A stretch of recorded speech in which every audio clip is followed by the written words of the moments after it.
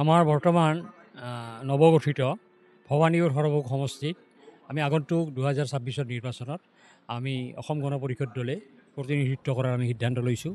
আমি কেন্দ্ৰীয় সমিতিক ইতিমধ্যে জনাইছোঁ যে এই আসনখন আমাক দিব লাগে, কাৰণ আমাৰ শ্বহীদৰ সমষ্টি ভবানীপুৰ আপোনালোকে জানে, আৰু ইয়াত জাতীয়তাবাদ পুষ্ট আমাৰ সৰভোগ বৰ্ণবৰ কথা আপোনালোকে জানে। ব্ৰজ শৰ্মাৰ যি অৱদান ইংৰাজৰ দিনত বা নাট্য আন্দোলনত, হাউলীৰ আপোনালোকে জানে চণ্ডী বৰুৱাৰ ৰাজধানী, ঠিক সেইদৰে বৰপেটাৰত এখন অসমৰ উল্লেখযোগ্য বাণিজ্য নগৰ। গতিকে এই জাতীয়তাবাদৰে পূৰ্ণ এই সমষ্টিটো অসম গণ পৰিষদ দলে আমি বিচাৰিছোঁ। আৰু প্ৰথম কথা হ'ল যে শ্বহীদৰ প্ৰথম সমষ্টিত আমি নিৰ্বাচন খেলিবলৈ নাপাম, এইটো আমি কেতিয়াও ভাবিব নোৱাৰোঁ। গতিকে আমি দলীয় নেতাক আমি আমাৰ অনুৰোধ জনাইছোঁ যে এই সমষ্টিটো আমাক এইবাৰ দিব লাগিব। আমি নিশ্চিতভাৱে ইয়াক আমি প্ৰতিনিধিত্ব কৰিম। হয়, আমি আজি সাধাৰণ সভা আমি দিলোঁ এইকাৰণে যে আমাৰ কথাখিনি, মনৰ ভাৱখিনি আমাৰ দলীয় কৰ্মীক আমি জনাব লাগিব। আমি বিস্তৃতভাৱে আমি জনালোঁ, আমি যে নিৰ্বাচনৰ কাৰণে প্ৰস্তুত, তেওঁলোকক আমি সাংগঠনিকভাৱে আমি সক্ৰিয় হ'বলৈ দিছোঁ। আৰু আমি বিভিন্ন সময়ত আমি তেওঁলোকৰ লগত আমি অঞ্চলবিলাকত আমি ঘূৰিম, তেওঁলোকে এলাৰ্ট থাকিব লাগিব।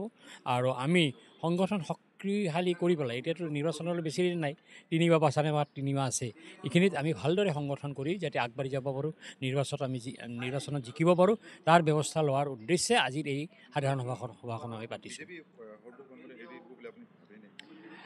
মই নিশ্চিতভাৱে ভাবোঁ যে বিজেপিৰ লগত আমাৰ মিত্ৰতা আছে, মিত্ৰতালৈ আমাৰ কোনো দ্বিমত নাই, মিত্ৰতা থাকিব লাগিব বিভিন্ন কাৰণত।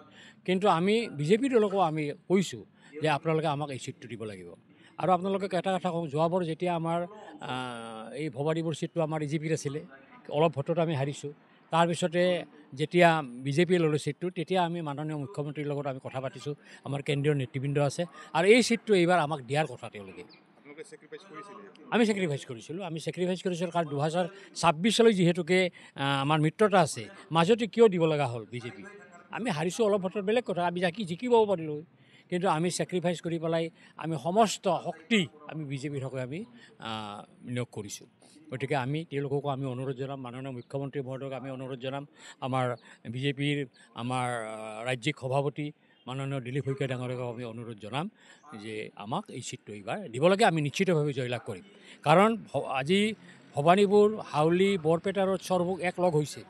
ইয়াৰ জনগণনা আমি চাই লৈছোঁ, ইয়াত আমাৰ 65% আমাৰ মাইনৰিটি আছে, কিন্তু মাইনৰিটিয়ে EJPক ভোট দিয়ে। আমি দেখি আহিছোঁ, সদায় আপোনালোকে দেখি আহিছে যে মাইনৰিটি EJPক ভোট দিয়ে। নিশ্চিতভাৱে আমি মাইনৰিটিৰ ভোট পাম, আৰু আমাৰ যিখিনি আমাৰ জাতীয়তাবাদৰ এইটো সমষ্টিটোত আমাৰ যিখিনি মানুহ আছে, আমি নিশ্চিতভাৱে ভোট লাভ কৰিবলৈ সক্ষম হ'ম, আৰু আমি জিকিম। গতিকে আমি কেন্দ্ৰীয় সমিতিক, আমাৰ অসম গণ পৰিষদ দলৰ আৰু বিজেপিৰ ৰাজ্যিক সমিতিকো আমি অৱগত কৰাম যে এই আসনখন আমাক লাগে।